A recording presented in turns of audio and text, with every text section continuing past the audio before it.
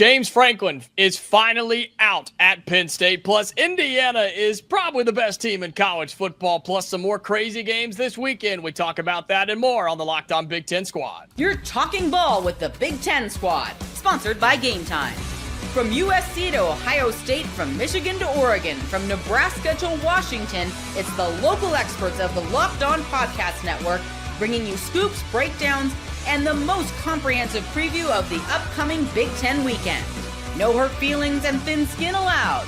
Squad up, you're part of the Big Ten Squad. This is the Locked On Big Ten Squad. I'm not Spencer McLaughlin. I am proudly Jacob Goins, the host of Locked On Hoosiers, who are, in fact, the best college football team in the nation. And as promised, I am your host this week on the Big Ten Squad. I am Jacob Goins of Locked On Hoosiers. Zach Sako, Locked On Nittany Lions, who somehow is more popular than I am this week. Spencer McLaughlin of college football or Ducks. Which one would you like to be? I would love for you to be of Locked On Ducks today. I am all things. I am the Senate.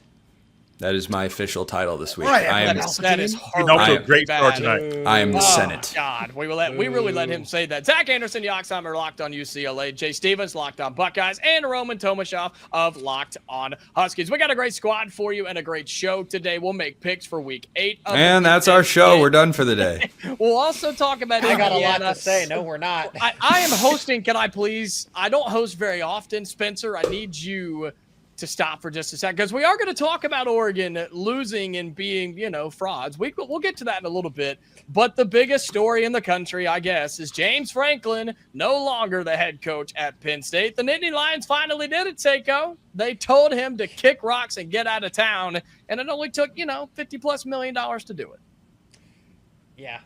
Yeah, $50 million, and that's not going to be final, right, if James Franklin takes another job, but that is at least what Penn State is prepared to do, just to have him never coach another football game for Penn State. And you don't make that move lightly. It means that Penn State's swinging for the fences. They're trying to hit a home run. The athletic director, Pat Kraft, comes out on Monday's weekly press conference where James Franklin's supposed to be and says, we are trying to win national titles. And we believe that we need leadership to get us to that point. Look, Penn State was. See, here's the thing. Here's kind of the dichotomy of it all now. With and I'll keep it brief because I want to hear everyone else's feedback. But people don't, and I'm eager to hear what you guys have to say, because people on the outside don't view Penn State as a top tier job.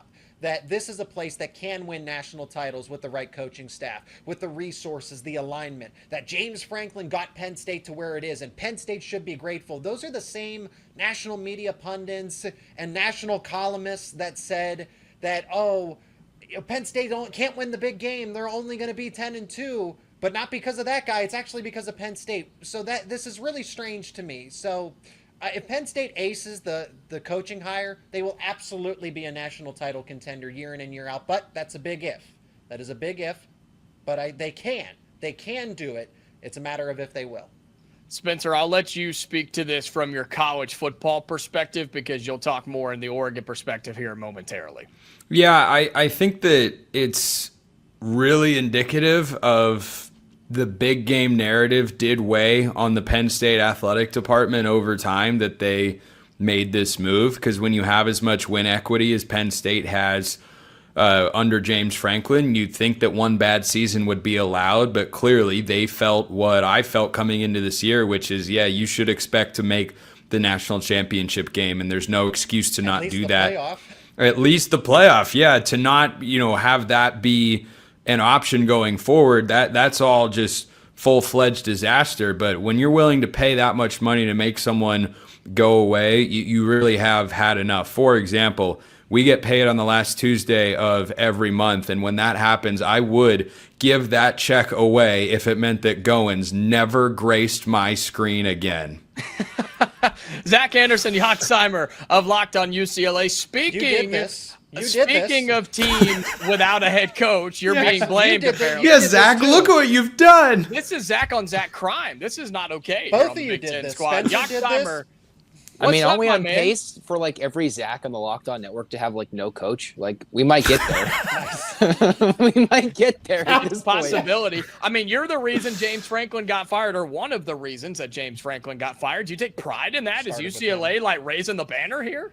I mean, now it's not even the biggest win on the schedule. They might go to Indiana later this year and have some fun. Okay. But all joking right. and fun aside, the Penn State game just kind of came out of nowhere. They couldn't score anything. There was no hope. They had a game plan implemented 2 days before, basically offensively, and they came out and pummeled Penn State with 40-plus points. It's as ridiculous of a turnaround as I've seen for Penn State, from top 5 in a whiteout game to just completely out of the head coach and out of the playoff entirely. That's just something I've never really seen before in college football, other than the main hype machine just already hyping teams up. Penn State's pretty crazy for this.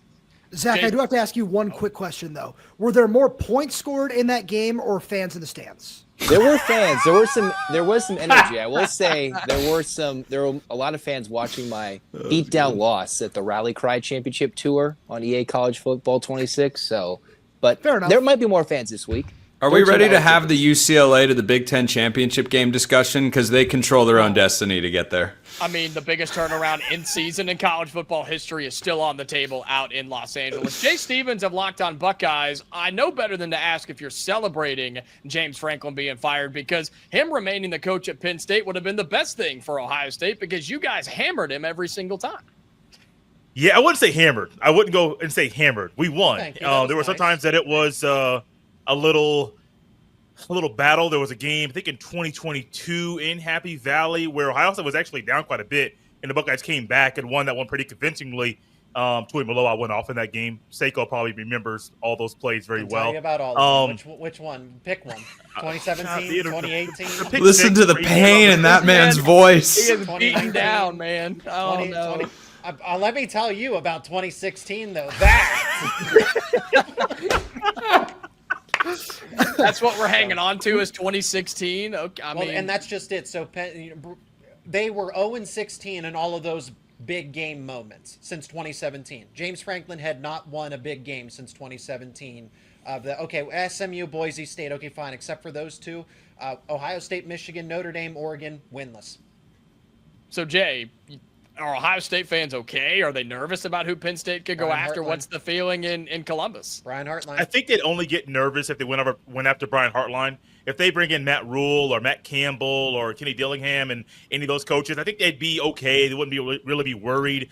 If they promoted Jim Knowles, I don't think anybody in Columbus would be worried about that at all, happening. because Knowles is nowhere close to being the recruiter that James Franklin was. And I think that's one of the interesting things with all of this, that James Franklin was a really good recruiter, and you're firing a coach in the middle of the season where, yes, things are really, really bad, but Ohio State's going to pull some of those recruits to Columbus in the 26 and 27 classes. And so for Penn State, yeah, you got a coach out of there, but Seiko might be trying to figure out who's going to be signing with Penn State Transfer in portal. December, because they don't know who the coach is going to be.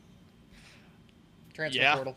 I mean, transfer This portal would be is a thing. Would be a big deal 5 years ago. I get your point. I don't like it, but I'd rather the players on the team not head into the transfer portal, than worry about prospects from the 2027 class. Yeah. Roman Tomashoff of Locked On Huskies, you somehow always end up being last in this rotation on the Locked This On one is Big Ten Spencer's squad. fault. We can say that with 100% certainty. That You guys Spencer did move. You did, in fact. Yeah. I missed the movement there. My bad. I have no control here. I am the host, but I have no actual control. Latest I heard is that Jed Fish is on his way to Penn State, so I'm sure you're cool with that. That's crazy. I heard the same thing about Kurt Signetti. It's wild. No, that has no traction on the Conflicting internet reports. whatsoever. That is They're actually not going on- together. Yeah, Jed's going to be the OC, and co-head Signetti's coaches. going to be the Co-head head coach. Yeah, I Yeah. like that. Roman, your thoughts on James Franklin being canned by Penn State? Since Spencer is just telling everyone when we get paid, apparently, I'm going to give us another, peek behind the scenes here with the four-man squad that we had last week. So the Zach's excluded from this. We were, sitting backstage like, oh, hey, are we going to have time to pick all these games? Like, we said, do we need to pick Penn State Northwestern? And we all kind of laughed it off. I think Jacob said, oh, maybe I'll pick Northwestern. And just seeing how that all went down and the conversation that we had after that is all, really funny for all our everydayers who watch all that sort of stuff. No, it was time. Losing to Northwestern with this roster that Zach talked about all summer on this show, saying this is the plan. The plan is to get to the Big Ten championship. The plan is to get to the playoff and get to the national championship and get over the hump.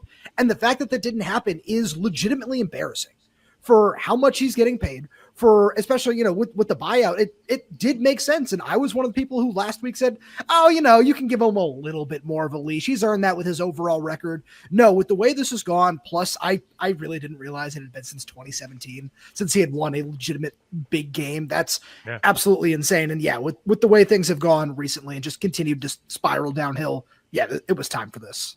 Can I, before we go to the next segment, can I just make one observation? Go ahead. Stall a little bit longer. Go ahead. That's fine. Jay Stevens is like the nicest guy in this squad by a country mile. He gets set up to throw jabs at someone, and he's just, no, man, I don't think so. Meanwhile, Goins and I hate each other only when we're on the air together. I swear we're friends when we're off. Yeah. Zach would throw a shot at Anderson Yoxheimer, would throw a shot at Nick Saban if it meant that it was good content. Roman and I are biologically inclined to not like each other at some level. Oregon's coach helped get Seiko's coach fired, and Jay's just down there like, my team's number one in the country. I'm good. Why Jacob in the open said Indiana is probably the number one team in the country. Didn't say they definitely are, because everybody here knows Ohio State is definitely the best team in the country. What a great transition, Jay Stevens. We're going to talk about that right after this, because I think Indiana is the best team in the country. That's coming up next here on the Locked On Big Ten Squad.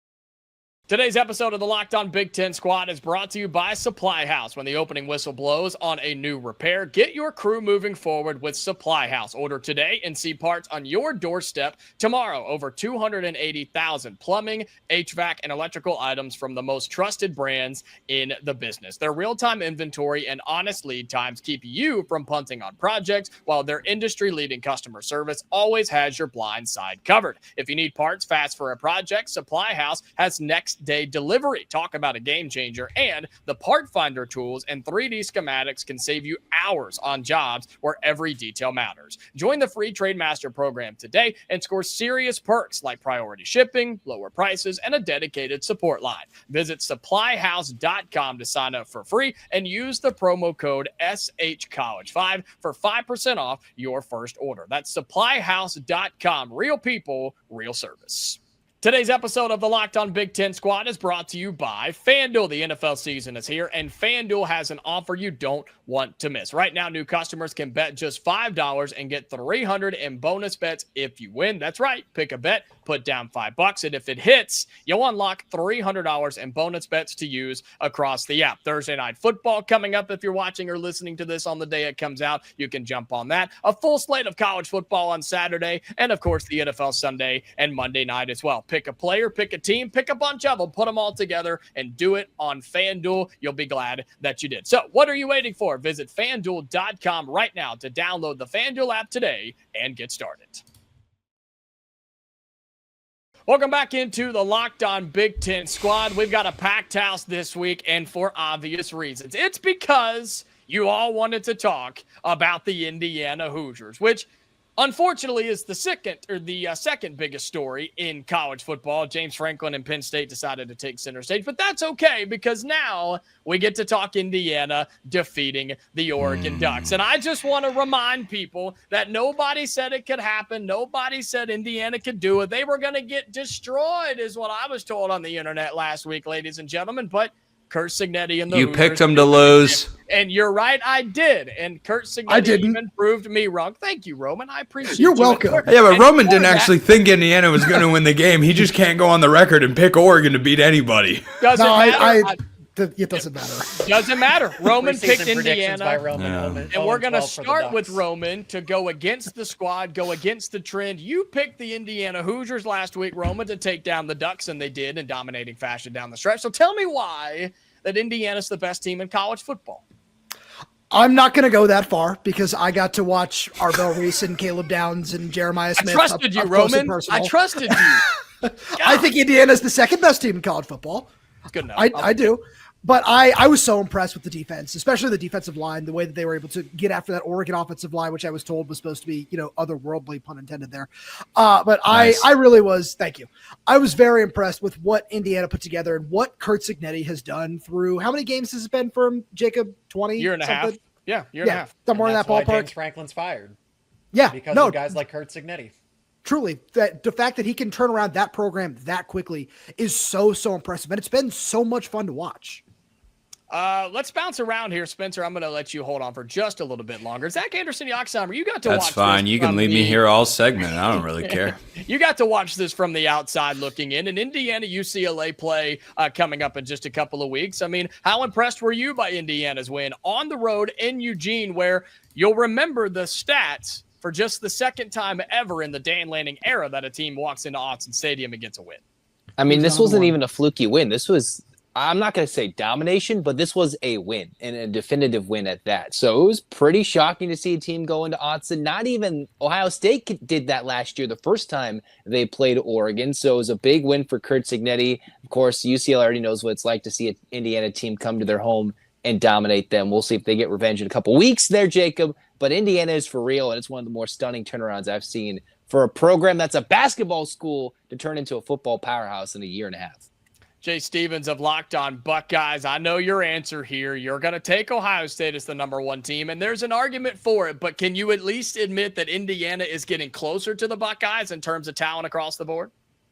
Yeah, I'll go that far. I'll be nice this one time and agree with that.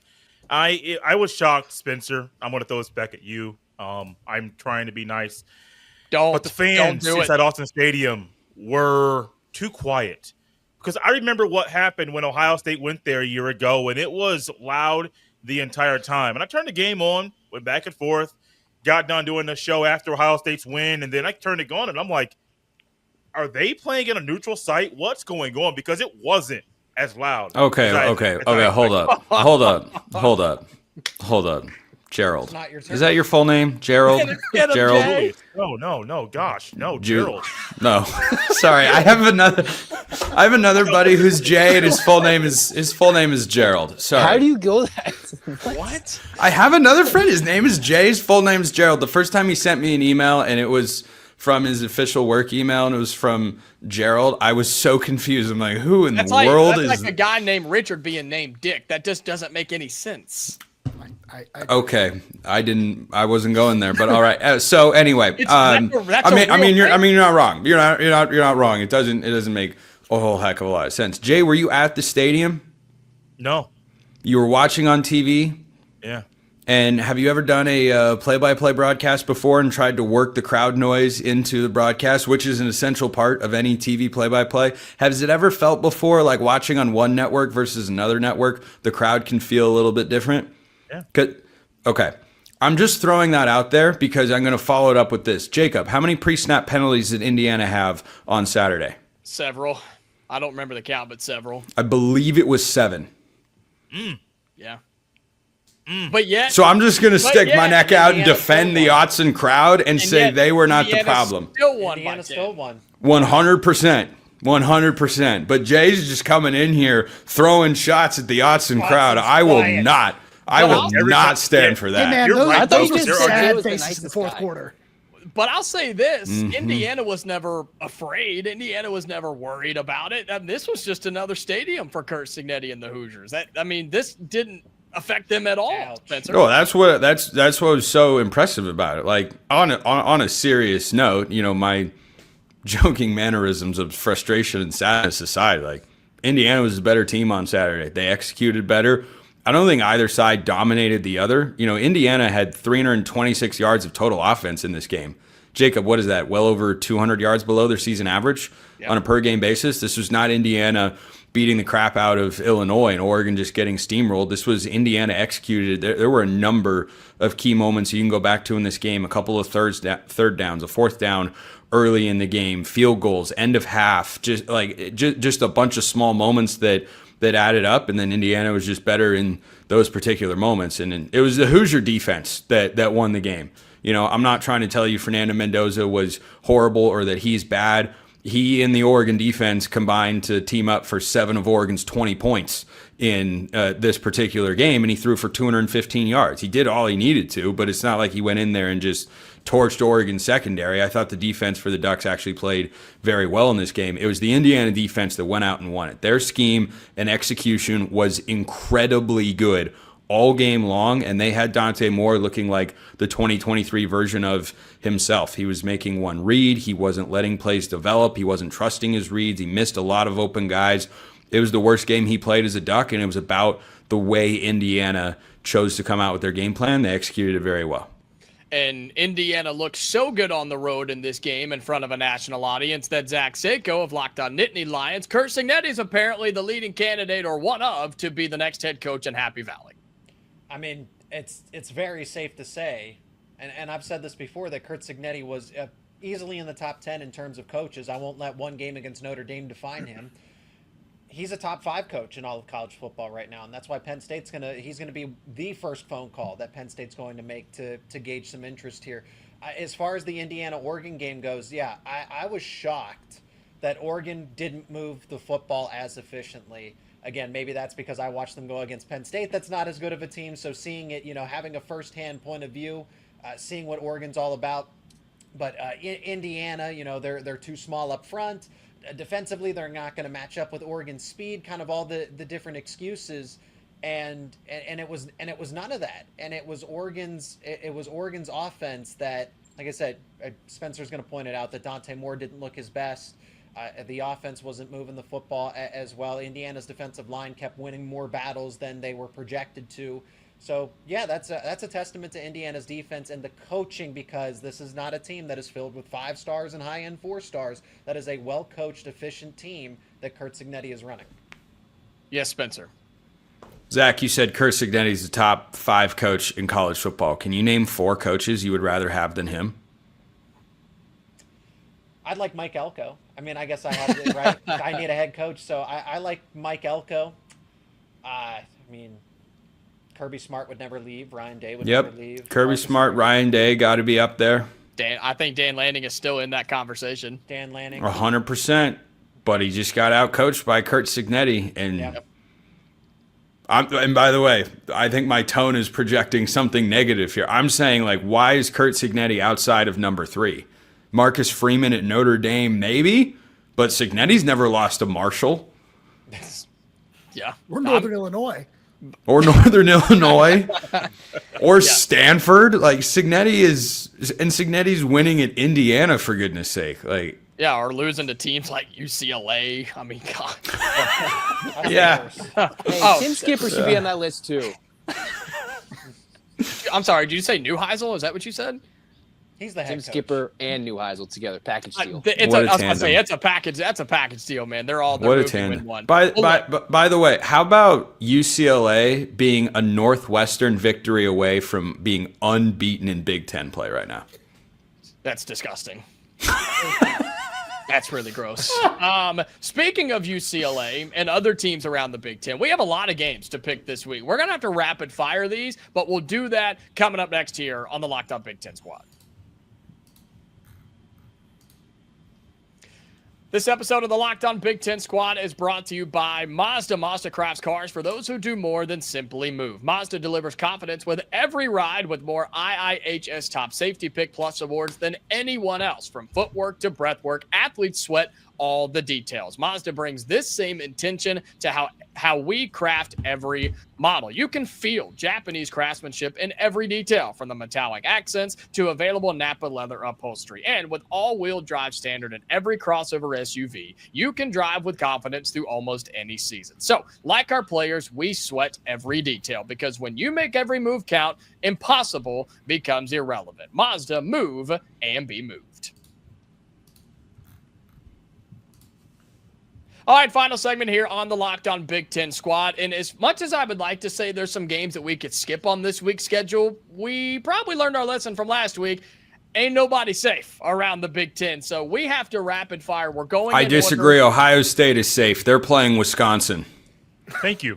I mean, I don't know. They are so safe. That's pretty safe. They have never been safer in their entire lives. Ohio is going. We're going to look back and say Ohio played the Buckeyes tougher than the Badgers. There's a reason our buddy Ryan Herrings didn't show up to the Big Ten squad this week, and it's because of this game on the schedule. So I will give you that one, that we don't have to pick that. But rapid fire here, chronological order. Friday night, how about 25th ranked Nebraska on the road at Minnesota, where Nebraska favored by flirting 10 points here, Zach Seiko.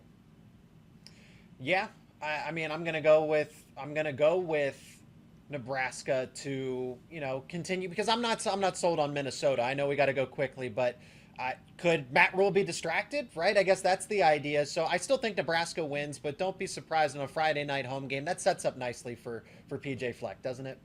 How about I like Minnesota to keep that one close. Nebraska by a field goal on Friday night at home. And keep this in the back of your mind. That's just weird. Nebraska ranked 25th. The team ahead of them, Cincinnati, who they beat this year. The AP poll, doing great work. Zach Anderson, Yoxheimer, you're up, my friend. We're going to go with Nebraska. I think Minnesota might float around, make it a little interesting, but I'm going to go with Nebraska. Jay?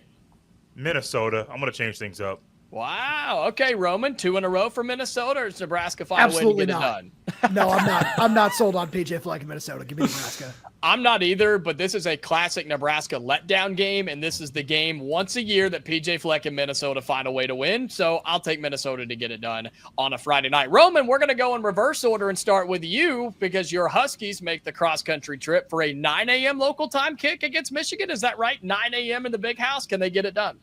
Unfortunately, yeah, 9 a.m. is not fun for this guy.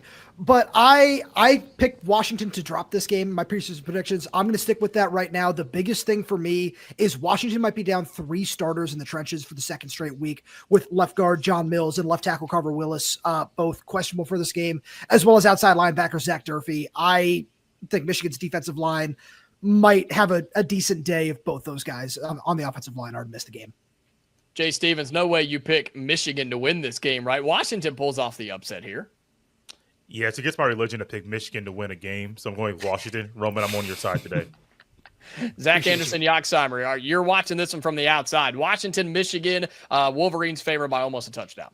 I mean, I just saw a West Coast team go and dominate a team in Michigan. It wasn't Michigan. It was Michigan State. Let's go with Washington. They let me down before, but let's go with the Huskies. Spencer? Michigan by 60. Yeah. Wow, wonder why. Say Shocker. Yeah, not 60, but definitely by a wide margin, especially with what Roman just shared with us. Yeah, I appreciate Roman sharing that info, because I like Washington as the better team in this game, but if they're going to be down that many dudes, I'll pick Michigan to win in a disgusting game. Apparently a team that's good. Northwestern's 4-2 for anybody that hasn't checked as of late, and has a winning record in the Big Ten at 2-1. They host Purdue. Yes, thank you. They host Purdue, who is 0-3 in the Big Ten. Seiko, will go back to you. Anyway, Purdue goes on the road in a hostile environment. I mean, it's a tough place to play. Can they get their first Big Ten win on the season? So Northwestern, I mean, they actually are pretty sound defensively. And I mean, I've seen it in person. Northwestern's not a terrible ball club, but I actually kind of like Purdue to maybe pull off the upset here, even though it's only a field goal margin. So give me Purdue. But if it does, now here's the thing. I know there might be rain in the forecast. If it does rain, that favors Northwestern. So I have to flip my pick with inclement weather. But Purdue, if all things are sunny and nice.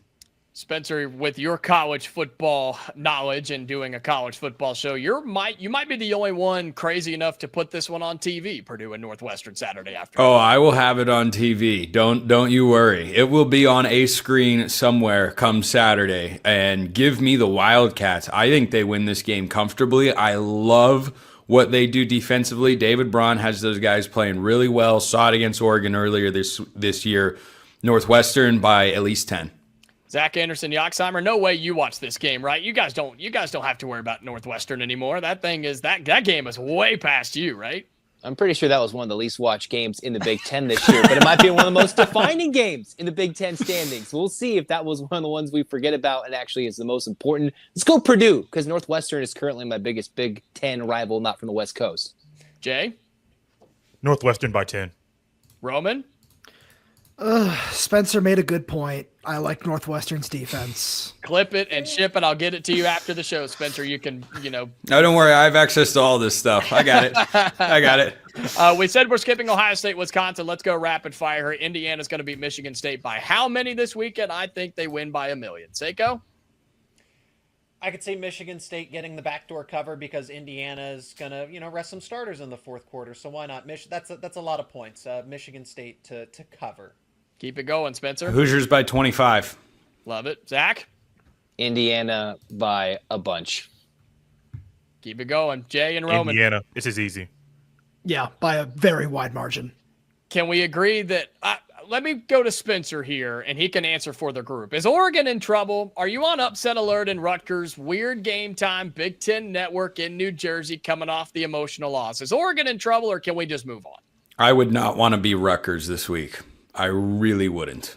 I think that's safe to say. So I think we all pick Oregon in that game. Roman, I know I'm not allowed to, but Yeah. also, hey, I was really impressed with Ethan Kalik-Manis. I got to watch him last Friday night in person. That dude made some really nice tight window throws. Super impressed. Dude's a So, dude. Yeah. Dude is a dude. Rutgers pulls it off, according to Roman Tomashoff. Zach Seiko, Penn State, I mean, is this like the comeback story that they're looking for going on the road to Iowa? The total in this game has actually gone up, if you can believe it, from 39.5 to 40.5. Oh, Disgusting football will be played gross. Saturday night in Iowa City.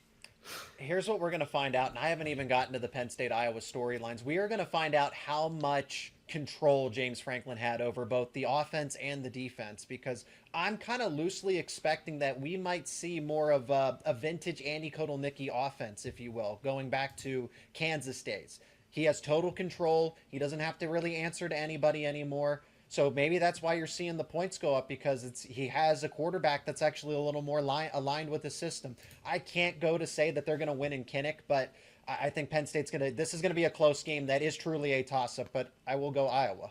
Is anybody picking Penn State in this game? Spencer, you're Right picking here. Penn State I here. appreciate that. Okay. Right wow. here. Good You're for welcome. you. Okay. You're welcome, Seiko. This is one of those games. This is Penn State's version of Jerry Neuheisel taking over. You've got an interim head coach.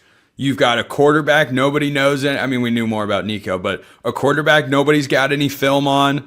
I think Penn State is in full, screw it. We'll do it live. We'll do it live. Do it live. That's what they're doing. Penn State beats Iowa and Kinnick. Zach Anderson, Yoxheimer, you're the host of Locked On UCLA, and the Bruins have another home game where Maryland comes to town to what should be just a packed-out Rose Bowl Saturday night. I think it's a fun game, but are you worried about this one? Can UCLA pull off what is not considered an upset with our friends at FanDuel? Yeah, they're actually favored. And just a fun shout out, UCLA is wearing the throwback unis, the beautiful throwback Oh, ones. those are sick. Oh, UCLA by 30. 30 points. Yeah. Is that the Absolutely. feeling in Los Angeles that UCLA wins by 1 million because of that? Probably 15, but I'll take UCLA to win the game and look good doing it. I like your humbleness there, sir. Let's move on to the last game of the Big Ten slate. It's USC, who's ranked 20th in the country, on the road at Notre Dame Saturday night. Rapid fire here. Zach Seiko, we start with you on the way out. Notre Dame. I think Notre Dame is they're just better, but that's going to be a lot of points. A lot of points in that game. Spencer? I think USC keeps this close. I think this is kind of a 3 to 5 point game because I like the way that USC ran the ball, even with Waymon Jordan getting dinged up back there. But Jade Mayava is playing good football. I like CJ Carr a lot. This is not Bryce Underwood, the USC defense going up against. I'll take Notre Dame at home, but USC covers 8.5 points. Zach, I assume you're not allowed to pick USC. Is that how this works? Notre Dame! Jay Stevens of Locked On Buckeyes. Notre Dame's got this one. Roman? Notre Dame. The fact that Notre Dame's favored by 8.5 is a little fishy to me. I know it is fishy.